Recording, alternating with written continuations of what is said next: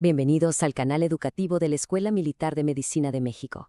En esta ocasión, vamos a sumergirnos en uno de los capítulos más desafiantes y sin duda clínicamente relevantes de la neurología, las neuropatías craneales dolorosas, siempre con la guía de la ICHD-3. Muy bien, esta es nuestra ruta. Vamos a empezar con los cimientos, la diferencia crucial entre neuralgia y neuropatía. A partir de ahí, tomaremos el dolor trigeminal como nuestro gran modelo. Luego, nos asomaremos a otras neuralgias, quizá menos frecuentes, pero igual de importantes. Daremos el salto a las neuropatías, a ese dolor que se vuelve crónico, y exploraremos sus causas.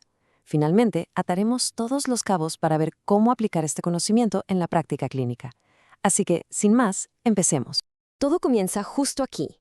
Antes de siquiera pensar en un diagnóstico o un tratamiento, es indispensable dominar esta distinción, una que lo cambia absolutamente todo: neuralgia y neuropatía.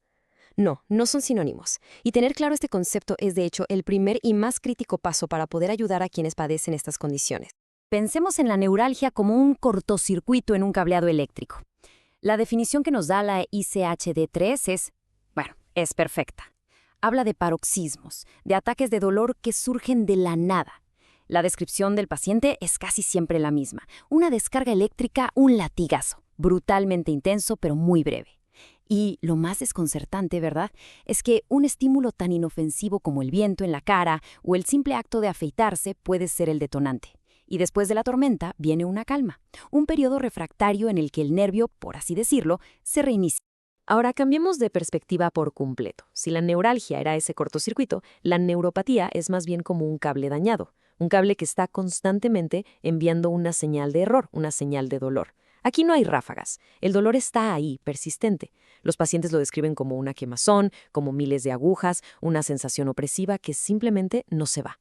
Y muy importante, aquí tenemos la pista definitiva en la exploración física: el déficit sensitivo. El nervio no solo está gritando de dolor, nos está mostrando objetivamente que hay un daño.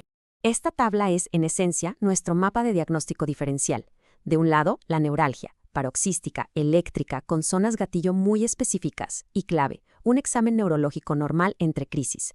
Del otro lado, la neuropatía, dolor continuo, quemante, a menudo sin un gatillo claro, y, el dato duro, un déficit sensitivo detectable.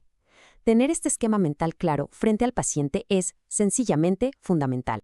Perfecto. Ahora que ya establecimos las reglas del juego, vamos a enfocarnos en el protagonista de esta historia: la neuralgia del trigémino. Es el arquetipo, el modelo a seguir. Si logramos comprender a fondo esta entidad, créanme, tendremos las herramientas para entender prácticamente todas las demás neuralgias craneales. Los criterios de la ICHD-3 son nuestra guía más precisa. Y no es para menos. El dolor tiene que respetar, sí o sí, el territorio trigeminal, sin salirse de sus fronteras. Debe tener esa firma inconfundible: eléctrico, punzante, severo y breve. Tiene que poder ser provocado por esos estímulos que no deberían doler. Y como siempre en medicina, hay que hacer la tarea y asegurarse de que no haya un diagnóstico que lo explique mejor. Seguir estos criterios al pie de la letra es nuestra mejor defensa contra un diagnóstico incorrecto. Una vez que el diagnóstico clínico de neuralgia del trigémino está sobre la mesa, es cuando empieza la verdadera labor de detective. Y todo se reduce a esta pregunta: la pregunta del millón que va a definir el manejo y el pronóstico. ¿Hay algo, específicamente un vaso sanguíneo, que esté comprimiendo y alterando físicamente la raíz del nervio? La respuesta a esta pregunta, que solo una resonancia magnética de alta resolución nos puede dar, nos va a dirigir hacia uno de tres caminos: clásica, secundaria o idiopática. Y aquí la respuesta afirmativa en toda su expresión. Esto es lo que buscamos. Cuando la resonancia nos revela esta imagen, un conflicto neurovascular claro, donde un vaso está no solo tocando, sino deformando, dejando una muesca en el nervio, entonces, y solo entonces, podemos hablar de una neuralgia del trigémino clásica. No es una casualidad anatómica, es la causa directa del problema. Este hallazgo lo es todo. Entonces, este es nuestro árbol de decisión clínico. Vemos compresión con cambios morfológicos en la resonancia, es clásica. Encontramos una placa de esclerosis múltiple o un tumor en el ángulo pontocerebeloso, es secundaria.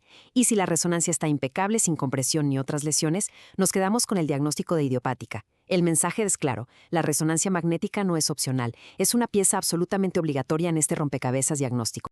Ya que dominamos el paradigma del trigémino, podemos usar ese mismo marco para entender a sus parientes menos comunes.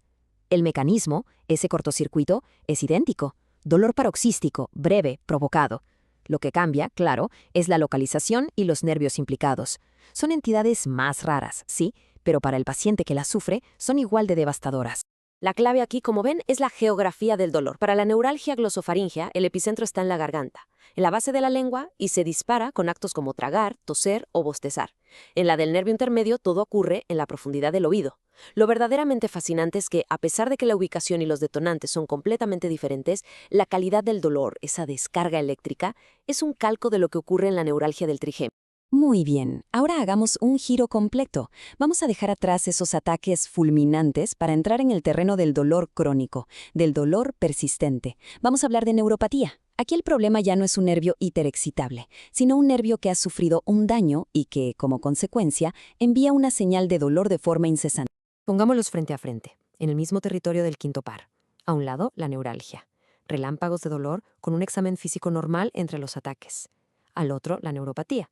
Un fuego constante, quemante, acompañado de un déficit sensitivo que podemos y debemos encontrar en la exploración. Es la misma localización anatómica, pero son dos universos de dolor completamente distintos.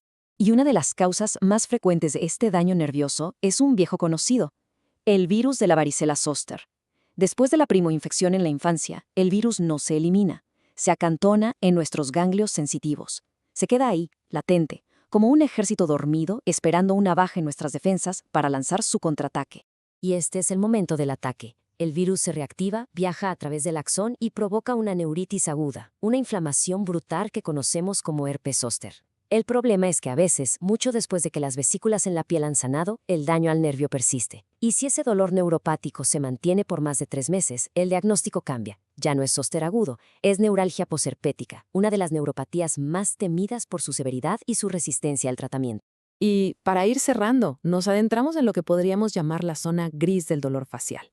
Aquí nos encontramos con pacientes que tienen un dolor crónico muy real e incapacitante, pero que simplemente no encaja, no cumple criterios de neuralgia ni de neuropatía, se hacen todos los estudios, la exploración es normal, la resonancia magnética es normal.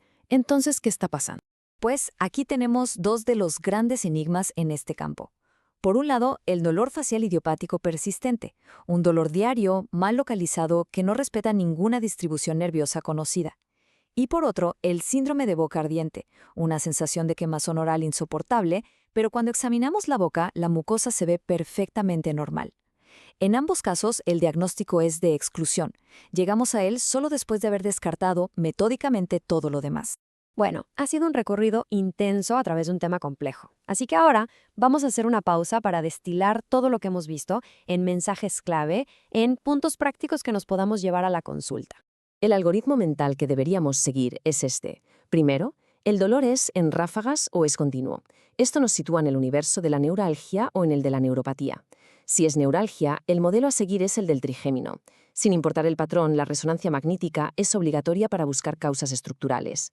Si el dolor es continuo y además encontramos déficits sensitivos, el pensamiento debe virar hacia las neuropatías. Y solo, repito, solo cuando todo lo anterior ha sido descartado, podemos empezar a considerar diagnósticos de exclusión como el PICIP o el síndrome de boca ardiente. Y para reflexionar dejamos una pregunta en el aire. Nuestra clasificación actual, la de la ICHD-3, es brillante, pero se basa fundamentalmente en la clínica, en los síntomas. La gran pregunta es, ¿cómo podrán los avances en neuroimagen funcional y en electrofisiología darnos una ventana a la fisiopatología subyacente?